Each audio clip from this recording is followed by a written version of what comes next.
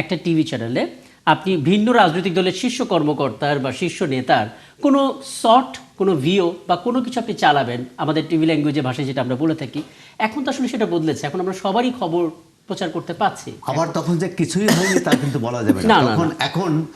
তখন আপনি টিভি চ্যানেলগুলো তখন যারা বিরোধী দলে ছিলেন, বিশেষ করে বিএনপির নেতারা কি টিভি চ্যানেলগুলো যায়নি? আমি এখনই বলতে পারি, যেমন মাহমুদুল খোকন, তিনি কিন্তু তখন আমার সঙ্গে ছিলেন, তার জায়গা থেকে যতটুকু বলা সম্ভব তিনি বলেছেন। বিএনপির অনেক নেতা তখন কিন্তু যুক্ত হয়েছিলেন। বিএনপির অন্য নেতারা, শামসুজ্জামান দুদু, আসাদুজ্জামান রিপন, কে যায়নি? এবং তারা কিন্তু বেশ সাহসের সঙ্গে কথা বলেছেন, দৃঢ়তার সঙ্গে কথা বলেছেন, এবং আওয়ামী লীগকে এটাও বলেছেন ক্ষমতা থেকে গেলে আপনারা মুখ দেখাতে পারবেন না, আপনারা পারেও পার পাবেন না। সুতরাং বলা হয়নি তা না। আমরা যদি এরকম মানে অতীতের সবটাই সেটি ঠিক হবে না। তবে আমাদের উত্তরণ ঘটাতে হবে। সেটি আমার আপত্তি হচ্ছে, গণ অভ্যুত্থানের পর অনেক কিছু পরিবর্তন হয়েছে, আমরা একটা ভালো নির্বাচন পেয়েছি। এর চেয়ে কি আছে যে অন্তর্বর্তী সরকারে যারা আসছেন তারা বিলম্বে হলেও, শেষ মুহূর্তে হলেও তাদের সম্পদের হিসাব জনসমক্ষে প্রকাশ করেছে। এটি তো রাজনৈতিক সরকারগুলো করেনি। সুতরাং ইতিবাচক অনেক দিক আছে, কিন্তু অনেক ক্ষেত্রে যেখানে ব্যর্থতা আছে, শিক্ষাঙ্গনে তারা শান্তি, স্থিরতা বা শৃঙ্খলা ফিরিয়ে আনতে পারেনি, স্বাস্থ্যসেবার উন্নয়ন হয়নি, আইন শৃঙ্খলা পরিস্থিতির উন্নয়ন হয়নি। এগুলো তো আমরা বলবো, এবং এগুলো তো আস্থার সংকট তৈরি করে। আমি আসলে এই যে পয়েন্টগুলো বললেন সেগুলো নিয়ে একটু জনাব মাহবুবুর রহমান আপনার কাছে আসি। কেন আসলে কথাগুলো হয়? জনাব সোহরাব হোসেন যে কথাগুলো বলেছেন, মাঠে যখন আমরা সাংবাদিকতা করতে যাই, সাধারণ মানুষের ক্ষেত্রে অনেকে এই কথাটা বলে যে আমাদেরকে তখন বলা হলো নতুন রাজনৈতিক বন্দোবস্ত। এখন মুখ দিয়ে তো সে আগের কথাগুলো আমরা বারবার তরুণদের মধ্যে থেকে পাচ্ছি। এর কারণ যেটা আমার অন্তত সাংবাদিকতা দিয়ে মনে হয়, যে আমরা অনেক বেশি প্রত্যাশা করেছি একটা ম্যাসিভ চেঞ্জ হয়ে যাবে ওভারনাইট। সেটা যখন হচ্ছে না, তখন আমাদের ভিতরে বারবার এই ভয়টা কাজ করছে, আমরা কি পেছনে হাঁটছি, বিষয়টা কি ব্যাকফায়ার করছে? আপনার অবজারভেশনটা কি? এটা নিয়েই তো একটা লম্বা লেখা লিখেছে প্রথম আলোতে। 2-3 মাস হলো বাংলাদেশ আমরা গণতন্ত্র প্রতিষ্ঠায় বারবার হোঁচট খাই কেন। তো এবং 54 বছর ইতিহাস দেখেছি আমি। সৌরভ ভাই যে লাস্টে যে ব্যাখ্যাগুলো দিলেন, এগুলো খুবই যৌক্তিক এবং এটা রিলেভেন্ট, এবং মানে এগুলো কনসিডার করেই 5ই আগস্ট আলোচনা আমরা আনতে পারি। মানে ওই প্রেক্ষাপট আমাদের মানতেই হবে যে তখন একদমই ছিল না, কেউ করেনি, এই কথা যাওয়া যাবে না, এটা কোনো কথা না। তখনও ছিল, হয়তো আমরা প্রত্যাশা করেছিলাম যে 5ই আগস্টের পরে একটা রিমার্কেবল চেঞ্জ হবে। এটা খুবই, আপনি যেটা বললেন যে একদিনই হয়ে যাবে তা না, একদিনে কিছু কাজ হতে পারে। যেমন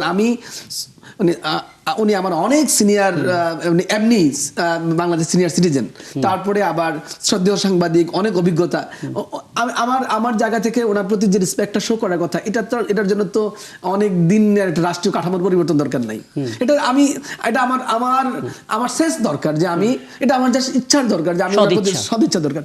আমি দেখি বাংলাদেশের রাষ্ট্রীয় কাঠামোর পরিবর্তন ছাড়াও এমন অনেক কাজ করা যায় যা এক্ষুনি করা যায়। যেমন গতকাল আমি বলছিলাম যে বিএনপি যে সকল বিষয়গুলো সামনে এনেছে, যেমন আইনের শাসন প্রতিষ্ঠা করতে চায়, মানবিকতার গুরুত্ব দিয়েছে, লাস্টে দেখলাম আমি ইশতেহারের লাস্টে, ন্যায় বিচার প্রতিষ্ঠা করতে চায়। বাংলাদেশে স্বাধীন বিচার বিভাগ আছে, বাংলাদেশে মানবাধিকার কমিশন আছে স্বাধীন, বাংলাদেশে স্বাধীন নির্বাচন কমিশন আছে, রাষ্ট্রীয় কাঠামো সব রেডি। শুধুমাত্র প্রধানমন্ত্রীকে বলতে হবে আমি কোনোভাবে বায়াসড হব না, এই এক বাক্য। এবং প্রথম দিন দায়িত্ব নেওয়ার পর থেকে যদি উনি এটা সবাইকে শো করতে পারেন যে আমি বায়াস না, দেখুন পুরো রাষ্ট্রীয় কাঠামো টোটালি কিচ্ছু করতে হবে না। টোটাল হাইকোর্টে যিনি রায় দিচ্ছেন তিনি একদমই, উনি জানেন প্রধানমন্ত্রী ওনাকে কোনোভাবে ডিস্টার্ব করবেন না, ছাড় চায় না কেউ। আমি বাংলাদেশের রাষ্ট্রীয় কাঠামোতে অনেক লোককে দেখছি যারা ছাড় চায় না, তারা শুধু চায় আমি কাজটা করি যেন আমাকে ডিস্টার্ব না করে। এইরকম 50-60% লোক আছে। এই 50-60% লোককে যদি আপনি জাগিয়ে তুলতে পারেন, শুধু জাগিয়ে তোলার জন্য আপনার কোনো অর্থ খরচ লাগবে না, নতুন কোনো অবকাঠামো লাগবে না, শুধু প্রধানমন্ত্রী প্রেসিডেন্ট লেভেল থেকে বলতে হবে আমার কাছে এই সকল ক্ষেত্রে কোনো ছাড় নাই। এইটা যদি মানুষ বুঝতে পারে, বললে হবে না, মানুষ যদি বুঝতে পারে, অনুধাবন করে যে আসলে উনি ছাড় দিবেন না, আসলে ওনার কাছে গিয়ে কোনো লাভ নাই, এটা করতে পারলে বিএনপি যে ইশতেহারগুলো দিয়েছে এবং মোটা দাগে যেগুলো বলেছে, এই 4-5টা জিনিস যেটা আমাদের খুব দরকার, বিশেষ করে আমি তো মনে করি আইনের শাসন প্রতিষ্ঠা করলে আর কিচ্ছু করা লাগবে না, আর কোনো কিছু দরকার নাই, আপনি কিছুই করেন না।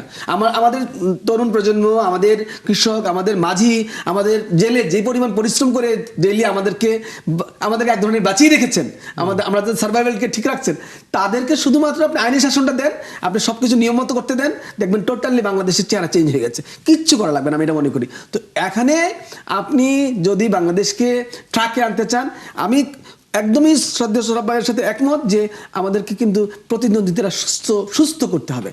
হেলথি প্রতিদ্বন্দ্বিতা না হলে আপনি যত চেষ্টাই করেন আরো যদি 10টা উচ্চকক্ষ বানান, সেটা কোনো পরিবর্তন হবে না। আমি বারবার বলেছি, গত 1 বছর যাবত বারবারই বলেছি যে পাকিস্তানে উচ্চকক্ষ আছে, পাকিস্তানে আনুপাতিক নির্বাচন আছে, শ্রীলঙ্কা আনুপাতিক নির্বাচন থেকে ফিরে এসেছে, নেপালে দেখেন বিপ্লব হয়েছে, ভালো কোনো দৃষ্টান্ত আমরা তেমন পাইনি, বিপ্লব হয়ে গেছে এই সব কিছু থাকার পরও। কিন্তু কেন আপনি প্রতিষ্ঠান নির্মাণ করবেন, স্ট্রাকচার বানাবেন, নতুন এগুলো আপনাকে চেক দিবে না। চেক দিবে কি? চেক দিবে শুধুমাত্র আইনের শাসন।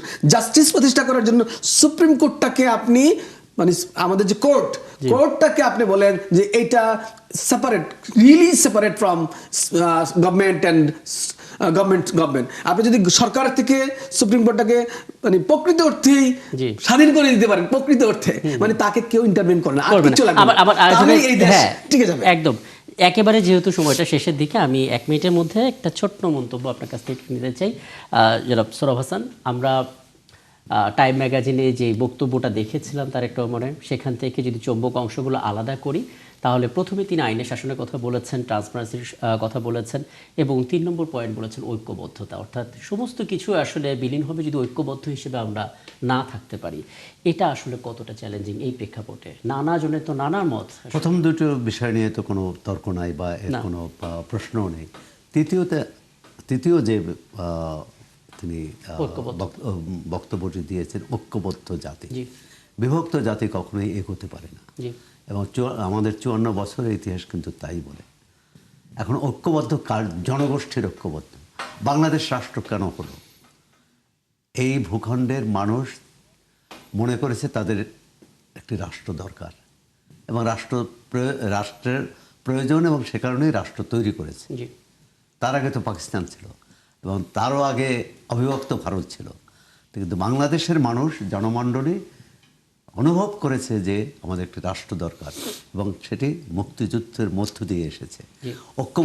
ঐক্যবদ্ধ জাতির জন্য প্রথম দরকার ঐক্যবদ্ধ চেতনা, এবং মুক্তিযুদ্ধের যে প্রত্যয় ছিল, যে অঙ্গীকার ছিল, সেই অঙ্গীকারগুলো ধারণ করা। এখন সেই অঙ্গীকারকে সবাই ধারণ করবে? আবার যিনি ধারণ করবেন না তাকে কি দেশ থেকে বের করে দিতে হবে, বা তাকে তার রাজনৈতিক অধিকার হরণ করতে হবে? তাও নয়।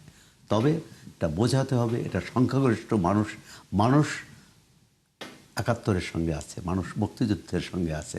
কারণ এবারের নির্বাচনেও কিন্তু মানুষ এক ধরনের আস্থা প্রকাশ করেছে, এক ধরনের রায় দিয়েছে যে উগ্রপন্থার বিরুদ্ধে, মধ্যপন্থার পক্ষে, অর্থাৎ সহিষ্ণুতা। মানে আমার মত আমি প্রকাশ করব, কিন্তু অন্যের মত রুদ্ধ করব, এটা কোনোভাবে না। আরো 2-একটা বিষয় হাতে রেখেছি আমরা, তো এখানে এই পর্বে আলোচনাটা শেষ করি। 2টো নিউজ শুরু হবে, এই 2টো নিউজের পর আমরা যখন আসবো তখন আসলে বাকিগুলো বিষয় নিয়ে কথা বলার চেষ্টা করব। তবে আমার খুব ইচ্ছা করছে এটা নিয়ে আলাপটা করতেই, যখন আসবো তখন। সেটা হচ্ছে যুক্ত করি যে আপনি বেগম খালেদা জিয়ার জানাজা এবং তারেক রহমান যখন দেশে আসলেন, দুই জায়গায় দেখেন আপনি কিন্তু মানুষের, সব ধরনের মানুষের, সব রাজনৈতিক দলের কিন্তু ইনভলভমেন্ট দেখতেছেন। একদম অনৈক্য, এই জিনিসটা আমি আসলে ঐক্যের ক্রাইসিস এতটা না, ক্রাইসিস অনেক চেঞ্জেস, কিন্তু এটা সবসময় একরকম থাকছে না, মানে করছে, ফ্লাকচুয়েট করছে। ওইটা আসলে টেকসই করা যায় কিভাবে, আমরা সেটা নিয়ে আলাপ করার চেষ্টা করব। আমরা ঐক্যের আয়োজন আড়ম্বর যতটা করি, ভেতরে ঐক্যটা তেমন ধারণ করি না। এক্স্যাক্টলি, সেটা একটা গভীর কথা।